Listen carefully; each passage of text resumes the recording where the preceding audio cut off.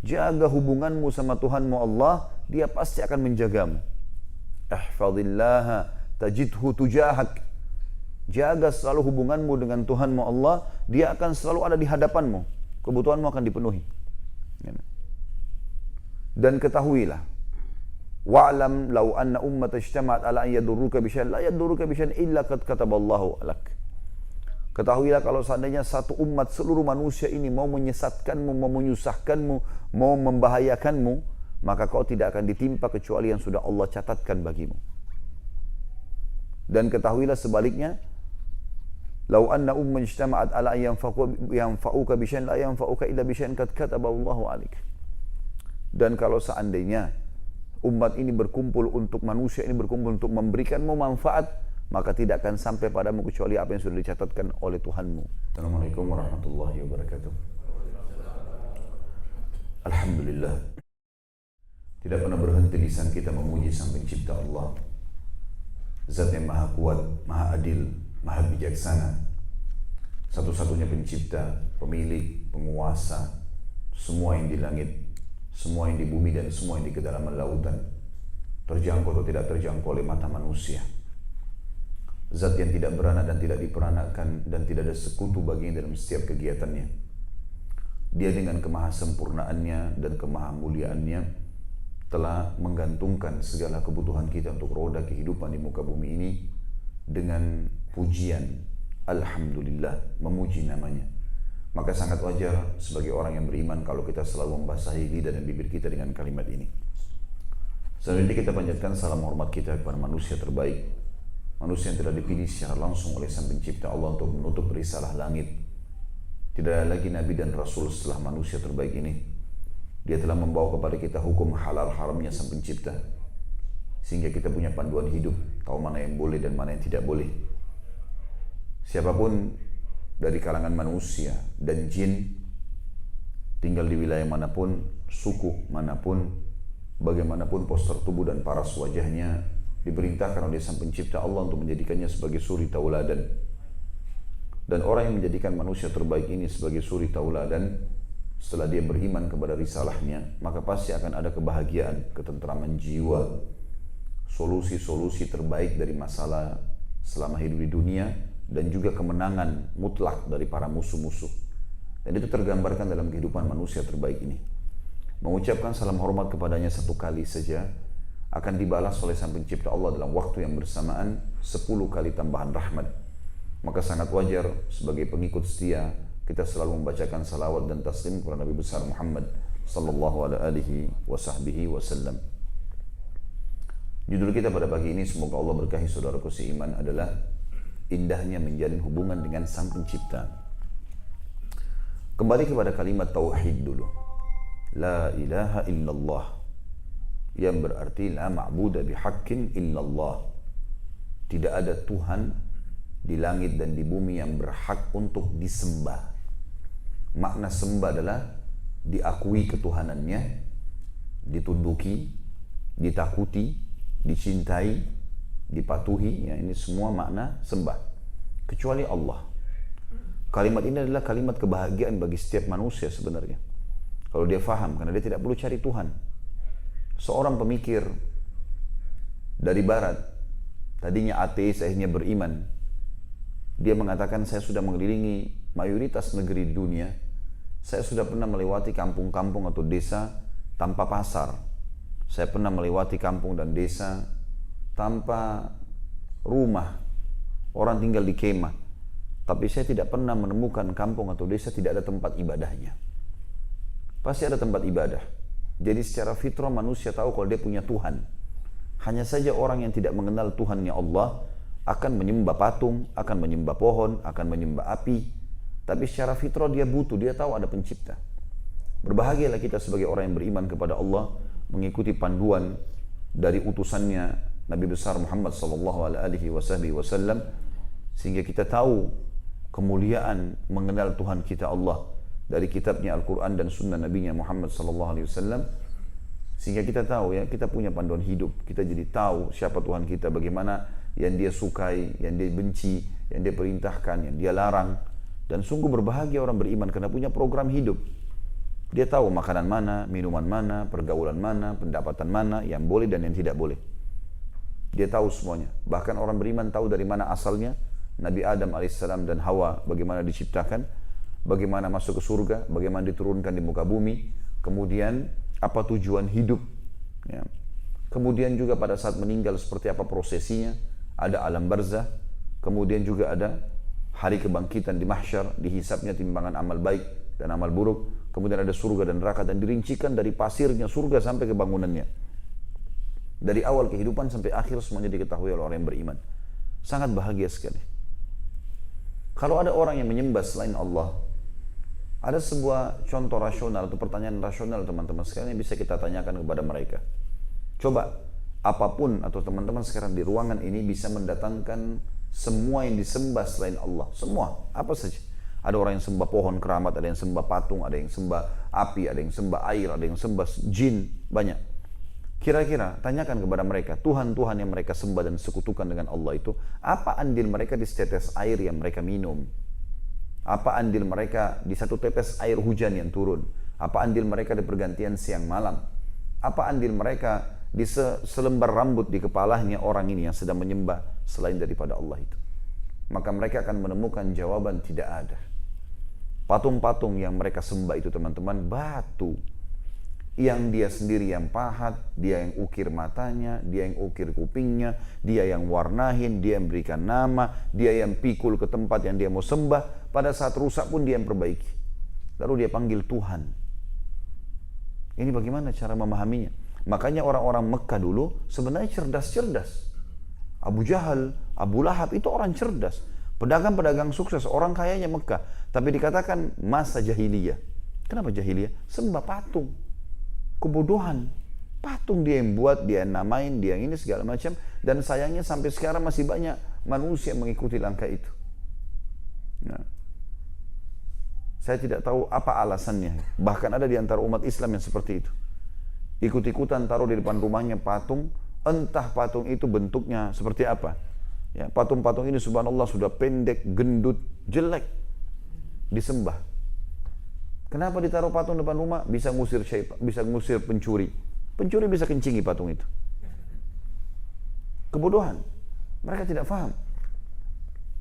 Ada yang menyembah pohon, ada yang menyembah kertas, ditaruh di kantongnya, dianggap bisa membela dia, dan segala macam hal yang sama sekali tidak punya apa-apa. Semua yang disembah selain Allah dan disekutukan dengan Allah, teman-teman, Allah sebutkan dalam Al-Quran bahwasanya mereka tidak memiliki seperti kulit ari. Pergantian siang malam mereka juga harus ikutin itu yang disembah-sembah itu. Pohonnya, patungnya, segala macam, mengikuti fenomena alam yang sudah diciptakan oleh Sang Pencipta Allah. Maka teman-teman sekalian, semua nabi-nabi dan rasul, jumlahnya 124.000 orang, diantaranya 3 nabi, diantaranya 313 rasul, semuanya memperkenalkan tentang siapa itu Allah. Dan tidak asing sekali. Kalau kita melihat fenomena-fenomena alam, kalau orang akan mengetahui memang ada Tuhannya, dan kelebihan bagi kita adalah sudah disampaikan kalau Tuhan itu adalah Allah. Coba kita renungi sama-sama teman-teman beberapa hadis-hadis qudsi berhubungan dengan Sang Pencipta Allah Subhanahu wa taala. Yang pertama adalah hadis Bukhari. Nabi SAW bersabda, Allah berfirman, "Wahai hamba-hambaku, aku telah mengharamkan kezaliman terhadap diriku dan aku jadikan haram di antara kalian. Maka jangan saling menzalimi." Zalim artinya mengambil haknya orang lain atau tidak memberikan hak orang lain. Wahai hamba-hambaku, jin dan manusia, kalau seandainya kalian semua beriman dengan iman yang satu, semuanya manusia miliaran, semuanya jin miliaran beriman, kata sebagian ulama hadis, imannya seperti Nabi Muhammad alaihissalam. Luar biasa keyakinannya kepada Allah, luar biasa patuhnya dengan perintah dan meninggalkan larangan. Satu iman, semuanya miliaran ini sama-sama tingkat imannya, tidak akan mengurangi ataupun menambah sedikit pun dari kerajaan dan kekuasaanku. Wahai hamba-hambaku jin dan manusia, kalau seandainya kalian semuanya kufur dengan satu kekufuran, kata ulama hadis seperti Fir'aun semuanya. Miliaran manusia, miliaran jin semua mengaku seperti Fir'aun mengaku Tuhan. Maka tidak akan mengurangi dan mengganggu sedikit pun dari kerajaan dan kekuasaanku. wahai hamba-hambaku jin dan manusia, kalau seandainya kalian semuanya berkumpul di sebuah lembah, lalu semuanya tidak terkecuali meminta apa yang dia inginkan yang terbaik. Semua jin, semua manusia minta apa saja dan aku berikan semuanya yang terbaik yang mereka minta, tidak akan mengurangi sedikit pun dari kerajaan dan kekayaanku kecuali seperti jari yang dicelupkan ke lautan lalu diangkat. Tidak ada sesuatu yang kurang bagi sang pencipta Allah. Selalu dalam ayat Al-Quran disebutkan Rabbus samawati wal ard, fatiras samawati wal ard. Allah itu pencipta dan pemilik semua langit di langit dan di bumi. Allah adalah Malikul Mulk, raja yang sebenarnya. Tentu untuk mempelajari Allah SWT kita harus belajar agama sehingga kita tahu. Termasuk teman-teman hari ini puasa di bulan Ramadan tahu kalau ini adalah perintah sang pencipta Allah. Dan banyak hal yang bisa kita dapat rasakan secara keimanan, kita merasa lebih dekat dengan agama atau Allah, dan juga secara kesehatan kita dapatkan manfaatnya. Ya, tentu ini bisa diikuti di materi saya tentang masalah Ramadan bersama Rasulullah SAW, dan kemarin sempat kita bahas sebenarnya di Doha. Ya. Juga dalam hadis yang kedua teman-teman sekalian, hadis yang lain, Allah Subhanahu wa Ta'ala, Nabi SAW bersabda, Allah berfirman, wahai sekalian manusia, kalau seandainya engkau yakin dengan kerajaanku, maka pastikan engkau tidak akan butuh dengan raja siapapun. Dan wahai hamba-hambaku manusia, kalau seandainya kalian menggantungkan nasib kalian padaku, maka pastikan kalian tidak akan membutuhkan siapapun selain aku, dan aku akan penuhi kebutuhan kalian. Wahai hamba-hambaku, Allah SWT mengingatkan poin penting sekali. Ya. Kalau seandainya kalian menggantungkan nasib kepada selainku, maka aku akan biarkan kalian dengan sekutuku itu. Orang yang bergantung pada Allah Subhanahu wa Ta'ala, lalu meyakini Allah ada, kemudian dia terapkan dalam kehidupannya syariat yang telah turun, mana halal dinikmati, mana haram ditinggalkan, mana yang diperintahkan dikerjakan, mana yang dilarang dia jauhi. Terlebih lagi syariat ini tergambarkan dalam kehidupan kita sebagai sebuah kesuksesan. Ya. Kalau kita ikuti agama Allah ini teman-teman sekalian, agama Islam, kita akan sukses kok. Kenapa? Karena semuanya kebaikan disuruh. Jujur, amanah, tanggung jawab, profesionalisme dalam bekerja, ya. Kemudian bagaimana menjadi suami yang baik, istri yang baik, anak yang baik, orang tua yang baik, tetangga yang baik, teman yang baik, masyarakat yang baik, semuanya. Semua lini kehidupan sosial, individu, sosial, ekonomi, politik, semua diatur. Semua punya tuntunan dan luar biasa bagusnya. Selain dijanjikan pahala yang besar, juga Allah buat apa yang diperintahkan itu disuka oleh manusia. Gak ada orang yang benci dengan orang jujur, orang amanah, orang ramah, orang dermawan, semua orang suka. Dan itu agama suruh.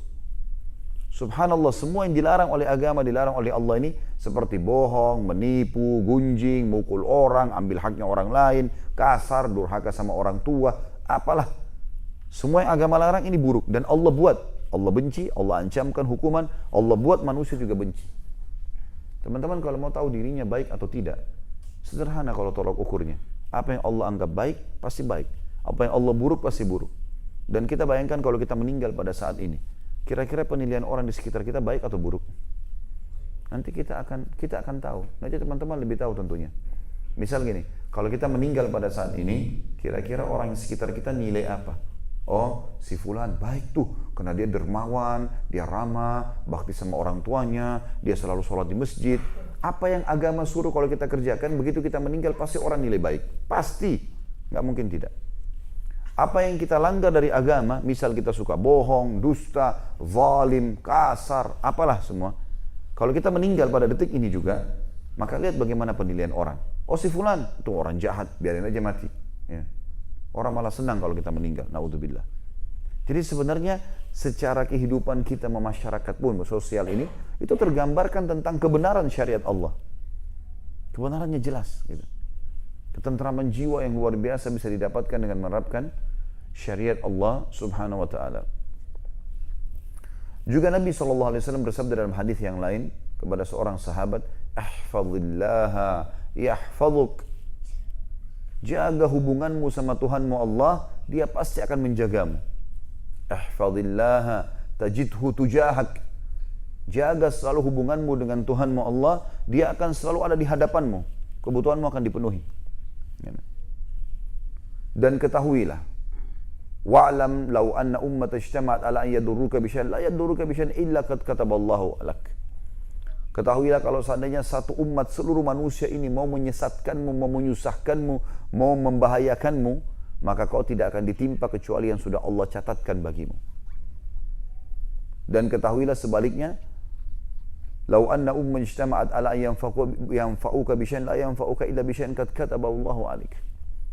Dan kalau seandainya umat ini berkumpul untuk manusia ini berkumpul untuk memberikanmu manfaat, maka tidak akan sampai padamu kecuali apa yang sudah dicatatkan oleh Tuhanmu. Mereka tidak akan bisa buat apa-apa. Rufi'atil aqlam wa jaffatis suhuf. Sungguh pena yang dipakai untuk menulis telah kering tintanya, dan buku di Lauhil Mahfuz sudah ditutup. Sudah dicatat semuanya. Orang yang beriman tenang sekali hidupnya, karena dia tahu semuanya bocoran yang ada semua dari pertama manusia diciptakan sampai akhir nanti surga neraka. Sampai tata caranya semua sudah diketahui. Beda dengan orang-orang yang kafir, orang yang tidak tahu, apalagi ateis, nggak punya panduan hidup. Kita akan kuatkan teman-teman sekalian bahasan kita pada kesempatan ini dengan banyak sekali kisah orang-orang saleh yang terdahulu, bagaimana bahagianya mereka pada saat mereka menjalin hubungan yang baik dengan Allah. Mereka punya panduan hidup, mereka punya kebahagiaan, ketentraman jiwa. Kita mulai dengan kisah seorang tokoh yang mulia namanya Muhammad bin Sirin rahimahullah. Muhammad bin Sirin ini adalah salah satu ulama tabi'in yang masyhur, dan beliau sangat terkenal dengan takwil mimpinya. Beliau tinggal di Irak tentunya. Satu waktu ada pasar baru dibuka di Irak. Muhammad bin Sirin seorang pedagang. Beliau pun beli kios di situ, seperti mungkin kita lagi lihat pasar baru, kita ingin beli kios untuk dagang. Masyarakat Irak pada saat mendengar Ibnu Sirin beli tempat di situ, mereka pun berlomba-lomba membeli, karena tahu di sini ada ulama. Mereka bertetangga dengan orang baik. Mereka kalau ada masalah hukum-hukum agama bisa bertanya, nyaman lah. Orang pada rame beli tempat di pasar itu gara-gara ada Ibnu Sirin. Ada dua kejadian yang berhubungan dengan pasar ini. Dan bagi teman-teman pedagang tentu bisa ambil pelajaran yang luar biasa dari kejadian ini. Dan bagi kita juga yang bukan pedagang mungkin tetap bisa ambil ibrah dan pelajaran, karena pelajaran dari orang-orang yang baik ini, efek yang mereka dapatkan akan kita dapatkan. Kalau teman-teman mengikuti historinya orang yang baik, kita juga efek apa ke dia, efeknya juga kita kalau kita ikutin. Historinya orang yang buruk, efeknya apa ke dia, akibatnya juga akan kena ke kita kalau kita ikuti langkahnya. Seperti itulah. Ya. Orang kalau sholat di masjid, orang kalau rajin ibadah, matinya dalam keadaan sujud misalnya, matinya lagi baca Quran, husnul khatimah. Maka kita kalau ikutin itu akan sama. Kalau orang yang ke diskotik, mabuk-mabukan, segala macam, buat dosa, maksiat, mati tabrakan, mati berkelahi, mati ini, akan begitu. Kita ikuti langkahnya, akibatnya akan sama. Dan tidak akan berubah kok itu. Makanya harus cerdas, kita tidak usah lagi ikuti. Fir'aun sudah Allah binasakan karena dia durhaka sama Allah. Yang ikuti langkahnya Fir'aun akan sama akibatnya. Akan sama. Orang yang beriman sama Allah ikuti Nabi Musa alaihissalam, yang rivalnya atau lawannya Fir'aun, dia akan sama dengan Nabi Musa alaihissalam, akan selamat. Sudah itu konsep dasarnya. Seperti itulah. Muhammad bin Sirin rahimahullah. Dan ini kisah yang luar biasa, sederhana sebenarnya tapi luar biasa efek keimanannya. Beliau pernah, atau setiap kali pedagang datang ke Irak teman-teman sekalian, maka yang paling pertama ditawarkan produk Ibnu Sirin di pasar itu. Kenapa? Karena Ibnu Sirin seorang ulama, dianggap bisa berkah kalau transaksi dengannya, pasti dengan kejujuran. Dan kalau Ibnu Sirin membeli barang, itu sangat teliti masalah halal haramnya gitu. Kalau Ibnu Sirin beli, orang semua pasar beli. Walaupun mereka tahu Ibnu Sirin beli dengan harga tertentu misalnya, kemudian mereka beli lebih tinggi kepada Ibnu Sirin, tidak ada masalah buat mereka. Yang penting Ibnu Sirin sudah beli. Sampai seperti itu pada saat itu ya. Belum ada, tidak seperti kita ada majelis ulama Indonesia misalnya di Indonesia yang mengeluarkan sertifikasi halal. Ini nggak ada. Jadi Ibnu Sirin dianggap kalau sudah mengatakan boleh halal, halal deh. Orang sudah anggap itu fatwa. Seperti itulah. Datang seseorang membawa banyak sekali keju. Diambil dari wilayahnya orang-orang Persia yang belum masuk Islam. Mereka banyak menyembah-nyembah api. Masuk Irak dulu masih wilayah Persia juga, tapi sudah dibebaskan oleh kaum muslimin. Masuklah orang ini ke pasar, bawa banyak sekali dalam jumlah partai besar. Kemudian datang kepada Ibnu Sirin dan berkata, "Hei Ibnu Sirin, ini keju. Beli. Saya tawarkan harganya sekian dari saya. Anda bisa jual sekian kepada pedagang-pedagang ini di sini. Pedagang ini masih bisa jual dengan harga sekian, untungnya ada. Karena harga keju ini di luar harganya sekian. Jadi sudah jelas semuanya. Berapa Ibnu Sirin beli, berapa Ibnu Sirin bisa untung, berapa juga orang pasar bisa jual dan dapat keuntungan. Seperti itulah. Waktu itu diprediksi kalau dalam kisah ini dikatakan sekitar keuntungan 40.000 dinar. Emas. Besar sekali keuntungannya. Kalau kita mungkin hitungannya ratusan juta lah rupiah ya. Pada saat itu Ibnu Sirin punya pertanyaan satu kecil sederhana kepada orang ini. Dia bilang, apakah kejumu ini halal? Itu pertanyaannya. Apakah kejumu ini halal? Halal artinya Allah bolehkan enggak? Ada campuran haram atau enggak? Jawaban orang itu apa? Hai Ibnu Sirin, keju, susu, campur garam, dikeringin, selesai. Apa masalahnya dengan haram? Kata Ibnu Sirin, tidak demi Allah. Keju dari wilayah orang-orang non-muslim, seringkali supaya bisa tahan lama mereka campur dengan lemak hewan. Dan lemak hewan ini bisa saja dari hewan yang haram. Dari babi, dari anjing, dari apa. Enggak, saya harus pastikan. Kalau kamu sebagai seorang muslim bisa menjamin untukku, kalau keju ini halal dan kau tanggung jawab depan Allah hari kiamat, saya beli. Ini bobotnya berat ini. Kalau kau bisa tanggung jawab depan Allah hari kiamat, saya beli. Enggak ada masalah. Orang ini bilang, enggak, saya enggak berani. Saya juga enggak tahu, belum cek ini. Tapi saya pikir keju biasa. Kata Ibnu Sirin, maaf, saya enggak beli. 40.000 dinar, atau salah 45 atau 40.000 dirham ya. Intinya keuntungan yang sangat besar. Ditinggalkan oleh Ibnu Sirin. Pasti untung ini. Dan Ibnu Sirin kalau beli barang, tidak pernah tinggal sehari pun di tokonya. Orang langsung perebutkan. Kalau itu orang-orang pasar pada beli semua. Habis langsung. Untung hari itu juga. Ditinggalkan sama dia. Ringkas cerita, orang ini pun cari pembeli yang lain, sudah pergi tinggalkan Ibnu Sirin. Besok pagi, ada satu orang datang, transaksi di tokonya Ibnu Sirin, beli barang harganya 2 dirham. 2 dirham ini mungkin kalau rupiahnya 10.000 rupiah lah, gitu kan. Tidak besar gitu. Orang ini banyak bertanya agama, sambil belanja sambil bertanya agama, tuh dia mau pulang, rupanya dia lupa kalau barang itu belum dibayar. Dia mau keluar dari toko, kata Ibnu Sirin, "Hai saudaraku, barang itu belum kau bayar." Dia bilang, "Saya sudah bayar." Dia lupa rupanya. Orang ini ngotot, sudah bayar. Kata Ibnu Sirin, "Kau belum bayar." Suara mereka agak besar. Tetangga-tetangga Ibnu Sirin pada datang semua. Ada apa nih? Orang pada lihat, kok Ibnu Sirin tumben-tumbennya ribut dengan seseorang gitu. Lalu mereka bilang, "Ada apa Ibnu Sirin?" Orang ini mau bawa barang, belum dibayar sama dia. Dan harganya 2 dirham. Kata orang itu, "Demi Allah saya sudah bayar." Kata Ibnu Sirin, "Demi Allah kau belum bayar." Bersumpah gara-gara 2 dirham. Gitu kan? Maka orang-orang pasar mengatakan, "Wahai Ibnu Sirin." Orang itu kena malu, akhirnya dibayar sama dia. Dibayar sama dia, kemudian dia pergi. Kata orang-orang pasar, "Wahai Ibnu Sirin, kami belum bisa paham ya, keputusan Anda. Kemarin Anda meninggalkan 40.000 dirham atau dinar karena syubhat, enggak jelas. Kan Anda tidak mau untung, sudahlah tinggalin aja keuntungan besar begitu. Dan hari ini Anda bersumpah atas nama Allah mempertahankan 2 dirham. Bagaimana kami memahami ini?" Kata Ibnu Sirin, "Iya demi Allah, saya akan bersumpah atas nama Allah karena saya tahu pasti dia belum bayar. Kalau dia pergi maka jadi haram buat dia. Kalau dia pergi, benda itu jadi haram buat dia. Dan saya berdosa, dia pun berdosa. Maka saya bersumpah untuk 2 dirham itu." Jadi Ibnu Sirin bukan bersumpah karena duitnya. Justru karena kasihan pada si muslim ini, dia bisa makan yang haram. Lihat bagaimana orang yang faham hubungannya dengan Allah. Dia nggak main-main ini teman-teman sekalian. Jadi bukan cuma sekedar keuntungan, tapi bagaimana menerapkan syariat agama, kejujuran, ya, dan menyelamatkan orang lain pun dari kesalahan di dalam transaksinya. Yang kedua yang terjadi di pasar, beberapa hari setelah itu ada pedagang lain lagi datang membawa madu.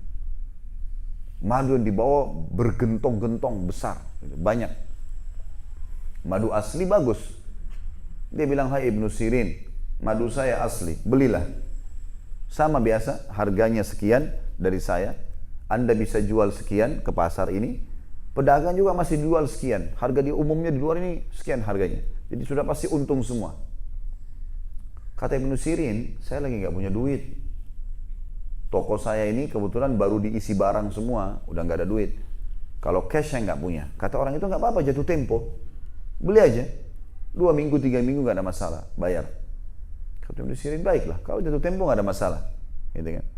Dibelilah madu tersebut banyak sekali oleh Ibnu Sirin. Orang-orang pasar juga waktu itu kebetulan sudah menjelang malam, sore menjelang maghrib. Biasanya mereka habis maghrib sudah tutup toko, atau menjelang maghrib mereka sudah tutup. Malam hari mereka nggak jual, karena zaman dulu nggak ada lampu kayak kita penerangan kan. Orang kalau malam sudah nggak dagang biasanya, orang udah besok pagi mereka jual lagi. Akhirnya orang-orang pasar sudah siap mau beli madu itu. Tahu Ibnu Sirin beli, mereka sudah siap mau beli. Besok transaksi. Malam hari Ibnu Sirin tutup tokonya. Rupanya gentong yang ada madu itu, satu gentong besar, ya, itu lupa ditutup oleh Ibnu Sirin. Lupa ditutup oleh Ibnu Sirin. Besok pagi Ibnu Sirin buka tokonya, rupanya di atas madu itu ada tikus mati. Ada tikus mati. Kira-kira teman-teman, saya mau tanya jujur, kalau terjadi pada antum, madunya diapakan? Buang. Yakin? Satu gentong 250 kilo.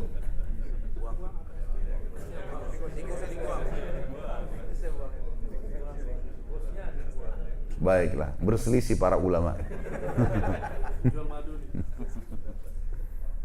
Apa teman-teman Ibnu Sirin lakukan? Begitu dilihat, dia panggil pegawainya, angkat nih gentong, bawa.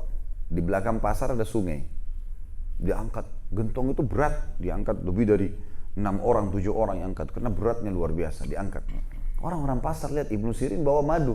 Mau jual di mana? Kita mau beli nih. Ditanya Ibnu Sirin, mau dibawa kemana? Ibnu Sirin diam. Orang-orang pasar pada ikutin. Mau dijual kemana nih madunya? Kita sudah mau beli gini. Pas tiba di sungai, Ibnu Sirin buang semua. Suruh buang semua. Alirin di air. Gitu kan. Kata mereka, Ibnu Sirin, madu asli mahal, ngapain dibuang? Kata dia, saya buka toko, saya temukan ada tikus di atasnya. Maka kata mereka apa? Ibnu Sirin, tikus di atas madu. Tarik tikusnya, ambil madunya, buang yang bagian atas, yang lainnya jual. Apa jawaban Ibnu Sirin? Perhatikan orang yang sudah punya keimanan teman-teman kepada Allah. Dia bilang, tidak demi Allah. Siapa yang bisa menjamin buat saya, di antara kalian, tetesan mana yang aman dari bakterinya bangkai tikus itu, dari racunnya tikus itu? Siapa bisa jamin? Kalau saya seperti yang kalian lakukan, cabut tikusnya, buang bagian atas, kemudian saya dagang, ternyata ada satu tetes dari madu yang tersisa itu yang dibeli oleh saudara saya muslim dan ternyata itu ada racunnya, maka saya berarti telah menipunya dan saya akan dihisap oleh Allah hari kiamat. Dibuang satu gentong besar 250 kilo madu besar sekali, dibuang semua gara-gara itu. Berjalan waktu teman-teman sekalian, pemilik madu datang. 3 minggu kemudian datang. Tanya Ibnu Sirin, bagaimana? Ceritanya begini, madumu ini masukin tikus segala macam, saya buang karena saya takut menipu muslimin. Dan kalau kau mau, saya punya duit sekian, ada uangnya sekian, tapi duitnya Ibnu Sirin belum cukup untuk bayar madu sebanyak itu. Ambil sebagian duit ini, ambil sebagian juga barang, udah selesai, nggak ada masalah. Kata dia, tidak, saya nggak mau, saya mau cash. Kata Ibnu Sirin, nggak bisa, kalau kau mau jatuh tempo lagi silahkan. Baiklah, 3 minggu lagi nggak masalah. Subhanallah, dengan hikmah Allah, ada yang Allah inginkan di sini. 3 minggu kemudian Ibnu Sirin juga masih belum bisa mengumpulkan kecuali setengah dari uang itu. Baru setengahnya. Orang itu datang lagi, sudah 6 minggu berarti kan. Ibnu Sirin, mana tagihannya? belum ada duit. Ada setengah ini dari total modal kamu, ya uang kamu, sisanya ambil barang. Dia bilang enggak, saya enggak mau, harus cash. Dan sudah banyak, lama waktunya. Kata Ibnu Sirin, ini yang saya punya. Kata dia, kalau gitu saya akan lapor ke hakim nih, ke pengadilan. Kata orang itu. Kata Ibnu Sirin, laporkan. Pergilah orang ini ke hakim, lapor. Kisahnya begini-begini, panggil Ibnu Sirin, datang ke pengadilan. Lalu hakim tanya, wahai Ibnu Sirin, apa yang terjadi? Kata Ibnu Sirin, saya beli madu dari saudara ini 6 minggu yang lalu. Kemudian pada saat saya malam tutup toko, saya lupa tutup. Ada tikus masuk. Maka saya buang, alirkan di sungai. Karena saya takut menipu kaum muslimin. Sekarang saya sudah kasih uang setengah, ada sisa, ada uang pasti setengah. Sisanya saya suruh ambil barang. Tapi dia nggak mau, gitu kan. Ditanya orang pemilik barang, dia bilang saya nggak mau, saya mau uang saya cash. Kata hakimnya, kalau begitu Ibnu Sirin, Anda sudah berikan kesaksian diri Anda akan kami tahan di penjara sampai Anda bisa melunasinya. Apa jawaban Ibnu Sirin? Baiklah. Udah, dia tanggung konsekuensinya, baik. Saya masuk penjara. Masuk penjara Ibnu Sirin. Gara-gara perbuatan ini masuk penjara. Waktu masuk penjara, orang-orang yang di penjara ini semua kenal Ibnu Sirin. Ulama, walaupun orang-orang jahat, kenal siapa dia. Ulama yang tidak ada yang tidak kenal namanya dari kalangan tabi'in. Masyhur sekali. Sampai penjaga penjara bilang apa? Wahai Ibnu Sirin, saya ini penentu keputusan di penjaranya. Orang masuk keluar di tangan saya. Dan saya tahu siapa Anda. Maka saya memberikan Anda kesempatan, malam hari pulanglah ketemu istri sama anak, tidur. Besok pagi datang ke sini. Masuk penjara lagi tidak apa-apa, sambil tunggu kasus Anda selesai. Kira-kira teman-teman, kalau kita begini ditawarkan, pulang nggak? Disuruh pulang, pulang. Apa kata Ibnu Sirin? Demi Allah aku tidak akan mendukung kau untuk melanggar pemerintah. Aku tidak akan keluar sampai Allah memberikan jalan keluar dari masalahku, karena aku sudah jujur. Subhanallah, berita Ibnu Sirin tersebar satu Irak. Satu Irak orang dengar ceritanya nih. Ibnu Sirin di penjara gara-gara tikus masuk di madunya, dialirkan ke air dan dia tidak mau menipu muslimin. Gara-gara itu orang-orang pada berlumba-lumba menyumbang duit untuk Ibnu Sirin. Dan duit yang terkumpul teman-teman sekalian bisa membeli, itu kan tadi 1 gentong madu ya. Uang yang terkumpul bisa membeli 10 gentong madu begitu. Jadi akhirnya dibayar sampai Ibnu Sirin 1 gentong itu ada plus nilai 9 gentong madu yang lain. Keuntungan, hibah dari orang-orang muslimin. Lihat bagaimana Allah membalas kejujuran seseorang. Karena jujur, Allah keluarkan dia dari penjara. Bahkan Allah berikan keuntungan tanpa dagang. Seperti itulah teman-teman sekalian. Allah subhanahu wa ta'ala kalau turun tangan dalam masalah kita ini luar biasa. Sakit parah pun yang ciptakan kita Allah, yang ciptakan penyakit Allah, yang bisa sembuhkan Allah. Dokter dan resep obat itu hanya perantara. Kenapa banyak di antara kita berobat ke dokter tidak sembuh teman-teman sekalian? Karena andalannya dokter terus. Tidak pernah coba sebelum berobat teman-teman berdoa dulu. Ya Allah, jadikan dokter dan obat ini penyembuh saya, penyebab saya sembuh. Itu baru bisa. Sembuh kok dengan itu. Orang minum air hangat bisa sembuh kok. Kalau Allah mau. Orang tidur sedikit bangun tidur sudah sembuh dari penyakitnya. Banyak terjadi masalah itu. Nabi Ayub alaihissalam 20 tahun kena penyakit kusta. Allah sembuhkan dalam hitungan menit. Pada saat sudah 20 tahun dicoba sama Allah. Dengan ada mata air Allah munculkan di bawah teranjangnya, lalu dia pakai mandi alaihissalatu wassalam. Dan banyak kisah-kisah yang berhubungan dengan masalah seperti ini. Kita lihat bagaimana di sini teman-teman sekalian kejelian Ibnu Sirin rahimahullah dalam meyakini ada Tuhannya Allah, dan bagaimana kalau dia jaga hubungan dengan Allah seperti hadis tadi, ihfazillah yahfazuk, ya, jagalah hubungan sama Allah, Allah akan selalu menjaga hubungan denganmu, gitu kan? Ihfazillah tajidhu tujahak, jagalah hubunganmu sama Allah maka dia akan selalu berada di hadapanmu. Ibnu Sirin sangat berpegang pada hadis ini. Maka akhirnya Allah subhanahu wa ta'ala memberikan jalan keluar yang luar biasa. Dalam kisah yang lain juga beliau pernah menasehatin seseorang di Irak. Ini kisah yang berbeda, sudah bukan lagi di pasar. Ibnu Sirin pernah melewati seorang anak muda teman-teman sekalian. Anak muda ini mencaci maki seseorang yang bernama Hajjaj bin Yusuf. Hajjaj bin Yusuf ini adalah orang yang zalim. Terkenal sekali dulu. Dia panglima perang, ya. Dia tangan kanannya khalifah dan orangnya luar biasa. Semua dibunuh orang yang tidak cocok sama dia. Walaupun ulama. Termasuk yang terakhir dibunuh oleh Hajjaj bin Yusuf adalah Sa'id bin Jubair rahimahullah, ulama tabi'in yang masyhur. Dibunuh sama dia. Sampai Sa'id bin Jubair sempat berdoa mengatakan, ya Allah, jadikanlah aku korban terakhirnya Hajjaj, dan bunuhlah Hajjaj dengan pembunuhan ini, ya, sama dengan 100 kali lipat atau 1000 kali lipat dari ini. Maka setelah membunuh Sa'id bin Jubair, Hajjaj pun mulai hari itu kesakitan dan setiap malam mengatakan, aku telah dibunuh oleh Sa'id bin Jubair, aku telah dibunuh, sampai akhirnya seminggu kemudian dia mati mengenaskan gitu. Hajjaj bin Yusuf ini orang yang zalim luar biasa gitu. Yang jelas ada satu orang suka mencaci maki Hajjaj. Dilewati oleh Ibnu Sirin, lalu Ibnu Sirin mendengar itu. Apa yang dia bilang? Dengarkan kalimatnya. Saya bacakan dalam bahasa Arabnya. Sah ya ibna akhi. Diamlah wahai anak saudaraku. Apa maksudnya anak saudara? Jadi orang-orang Arab, teman-teman sekalian, kalau dia menghormati seseorang, dia mengatakan wahai anak saudaraku. Maksudnya ayahmu saudaraku dalam agama. Sah ya ibna akhi. Diam wahai anak saudaraku.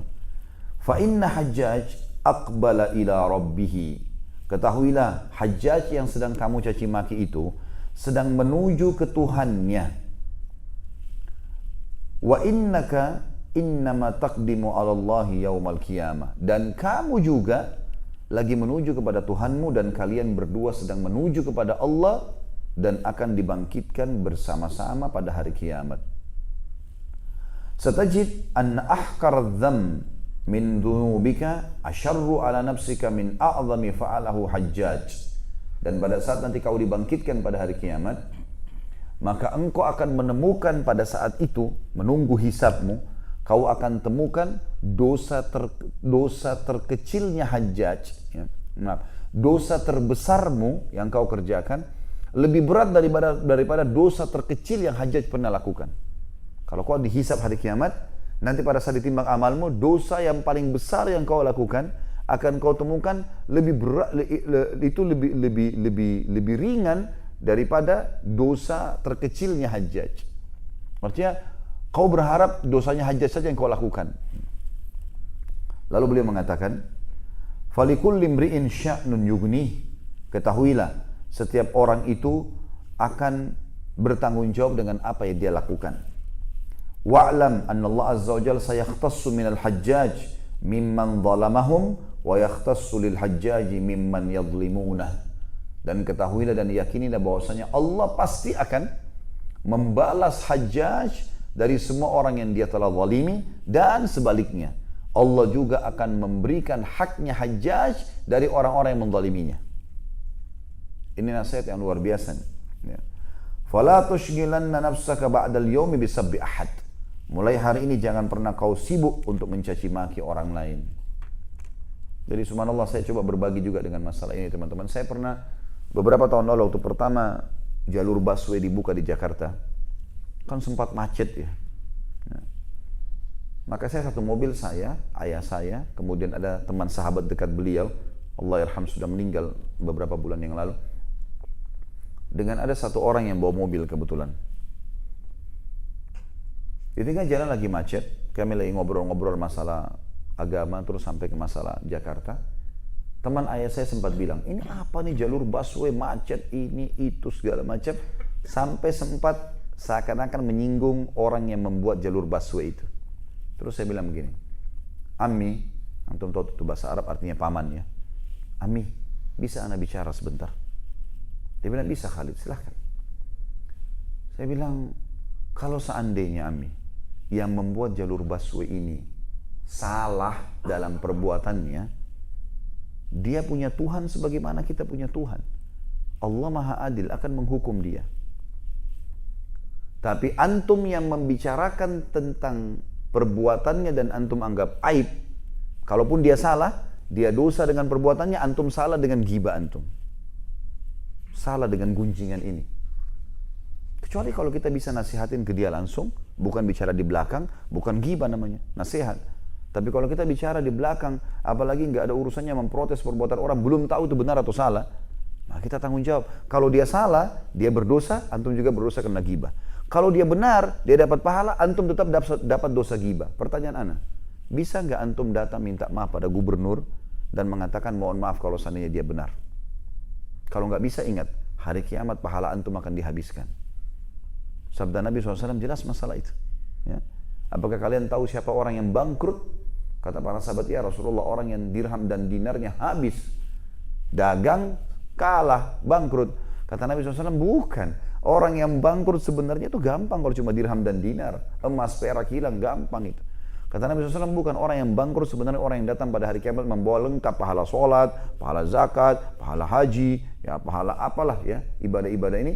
Dan dia datang dari sisi lain pernah mencaci maki orang yang ini, pernah memukul orang yang itu, pernah menzalimi orang yang ini. Dan orang-orang ini akan datang di mahkamah Allah menuntut.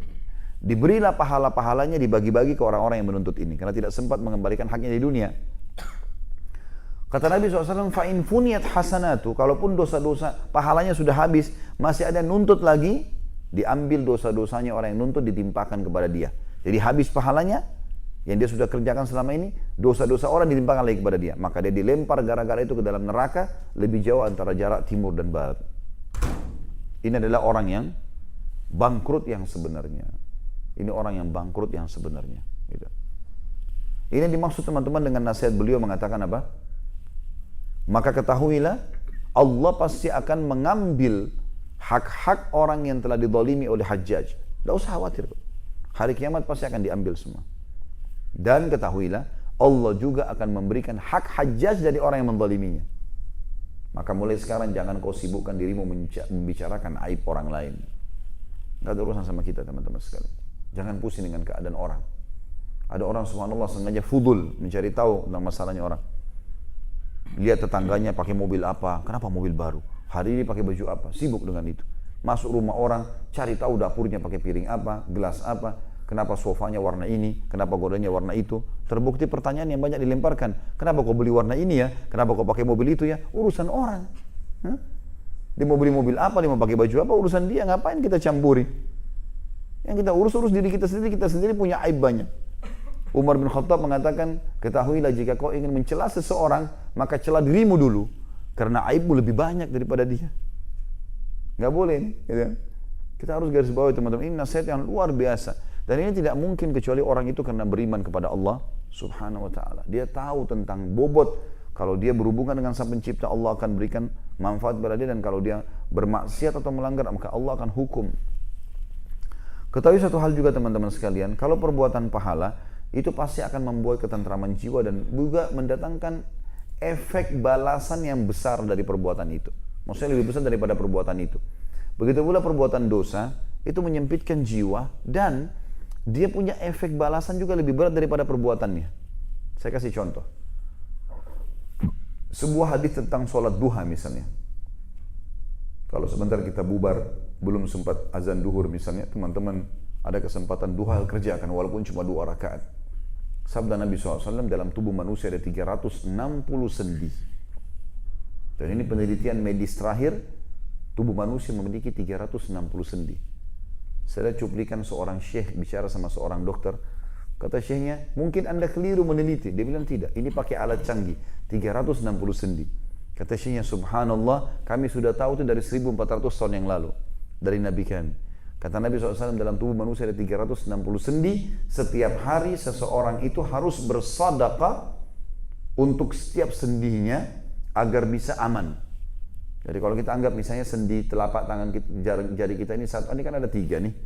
Satu ini misalnya patah, naudzubillah.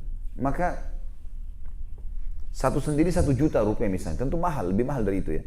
Kalau 360 sendi berarti kita punya 360 juta minimal kita harus keluarkan tiap hari agar jasad kita ini sehat. Dan apa kata Nabi SAW? Dan 2 rakaat sholat duha menutupi sedekah 360 sendi itu. Artinya dijamin tulang-tulangnya akan aman, sehat sampai besok. 2 rakaat sholat duha ini 5 menit. Ya. 7 menit. Oh, kalau sudah sujudnya lama itu 10 menit. Nah, kalau kita di Indonesia, Masya Allah tidak usah diajar masalah cepat sholat. Juara semua. Allahu Akbar, Allahu Akbar, Allahu Akbar. Nah. Tapi ini 2 rakaat teman-teman 5 menit luar biasa. Cuma itu saja aman 360. Lihat ya, efek daripada amal saleh sedikit tapi balasannya besar, gitu kan? Seperti itulah. Begitu juga dengan masalah puasa misalnya, teman-teman sekarang lagi puasa Ramadan. Apa kata Nabi SAW? Siapa yang berpuasa dalam hadis riwayat Muslim, berpuasa 1 hari karena Allah, maka Allah akan jauhkan dia dengan 1 hari itu 70 tahun dari api neraka. Enggak seimbang 12 jam kita puasa, Ya, cuma dari azan subuh sampai azan maghrib, kemudian kita selamat dari neraka 70 tahun dengan satu hari. Kalau satu bulan kayak Ramadan sekarang, 70 kali 3 gitu kan. Berapa ribu tahun kita dijauhkan dari api neraka. Seperti itulah. Sama juga dengan dosa teman-teman. Hati-hati dengan perbuatan dosa karena efek hukumannya lebih berat daripada perbuatannya. Misal, kalau ada seseorang buat nota palsu di perusahaan 1 juta rupiah misalnya, kalau kita nilai di negara kita di Indonesia, Allah tidak akan menghilangkan dari dia sebagai hukuman 1 juta, tidak. Allah akan hilangkan 100 juta. Allah akan hilangkan 100 juta. Allah akan buat dia sakit, masuk rumah sakit, biaya rumah sakitnya 100 juta. Efek dari curi 1 juta. Orang zina 1 jam di kamar hotel, sudah cukup Allah buat dia berpenyakitan 10 tahun. Penyakit kronis. Jadi efeknya besar. Tidak perlu kita buat dosa. Dosa nggak usah dicoba. Dosa untuk diketahui, kalau itu pelanggaran, jangan dicoba. Kita lagi naik motor, ugal-ugalan, tahu kalau jatuh sobek lututnya sakit. Nggak usah dicoba. Sobek dulu lututnya baru bilang, oh saya tahu, supaya saya tahu rasanya. Nggak perlu tahu rasanya. Nggak perlu dicoba kok. Jadi orang baik aja. Enak kok orang jadi baik itu. Punya ketenangan jiwa. Orang yang sudah terapkan agama dalam hidupnya, dia akan punya ketentraman jiwa pasti. Karena terpandu terus dalam hidupnya. Dari halal ke halal, dari halal ke halal, dari perintah ke perintah. Gitu kan? Seperti itulah. Kita pindah ke kisah orang lain teman-teman sekalian. Dari para tabi'in. Atha bin Abi Rabah rahimahullah. Salah satu ulama tabi'in yang masyhur tinggal di Mekah. Atha ini teman-teman disebutkan ciri fisiknya oleh para ulama tidak ada hubungannya sama ghibah, tapi untuk menunjukkan kebesaran Allah Subhanahu wa taala. Atha bin Abi Rabah adalah orang yang berkulit hitam, budak berkulit hitam, badannya kurus, rambutnya keriting, matanya satu rusak, kakinya satu pincang. Secara fisik orang kalau lihat, orang mungkin tidak mau berteman sama dia. Tapi ulama besarnya tabi'in masyhur. Sampai Abdullah bin Umar radhiyallahu anhuma pada saat datang ke Mekah dan dikerumuni oleh masyarakat Mekah, lalu beliau berkata, "Hai masyarakat Mekah, aneh kalian. Datang bertanya pada saya sementara di Mekah di sini ada Atha bin Abi Rabah. Atha bin Abi Rabah. Ini adalah orang yang masyhur dengan kesolehannya." Abdullah bin Umar radhiyallahu anhu memberikan tazkiyahnya, ya, rekomendasinya kalau orang ini layak dijadikan sebagai ulama. Beliau punya kesolehan yang luar biasa, banyak kisahnya teman-teman sekalian. Di antaranya adalah beliau pernah ditunjuk langsung oleh Khalifah Sulaiman bin Abdul Malik. Khalifah Umawi, Sulaiman bin Abdul Malik, untuk menjadi mufti di Mekah di musim haji. Ini haji teman-teman, sampai hari ini tidak boleh sembarangan yang duduk di situ sebagai mufti, karena haji nggak boleh meleset, nggak boleh salah. Dan Atha bin Abi Rabah adalah termasuk ulama yang tidak pernah salah dalam fatwa, jeli sekali. Sampai Khalifah Sulaiman bin Abdul Malik ini terkenal juga dengan kesolehannya.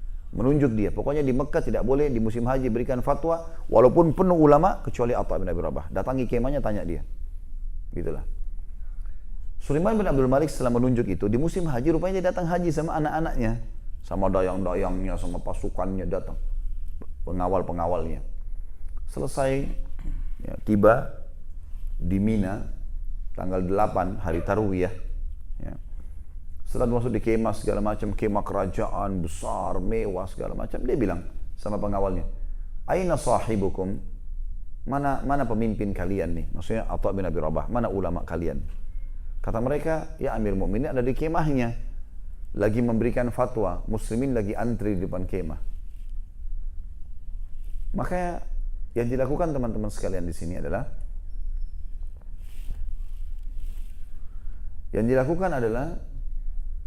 Amir Mu'minin mengatakan, mereka bilang, "Apakah kami mau panggilkan?" Kata Khalifah waktu itu, "Tidak usah, saya yang datang ke sana sebagai penghormatan kepada para ulama." Datanglah Sulaiman bin Abdul Malik ke kemahnya Atha bin Abi Rabah. Waktu dia datang, orang lagi antri semua. Orang lihat Khalifah datang, orang pada minggir. Atha bin Abi Rabah melihat Khalifah masuk ke kemahnya, dia berdiri lalu disambutlah Khalifah, pelukan segala macam. Setelah duduk ngobrol apa kabar segala macam, lalu kata Atha bin Abi Rabah, "Apa gerangan yang membuat Anda datang ke sini wahai Amir Mu'minin, wahai raja, pemimpin orang-orang beriman? Apakah fatwa untuk negara atau fatwa untuk Anda pribadi? Kata Sulaiman bin Malik, fatwa pribadi. Ada beberapa hukum-hukum agama yang saya belum faham, gitu kan. Maka saya mau bertanya kepada Anda.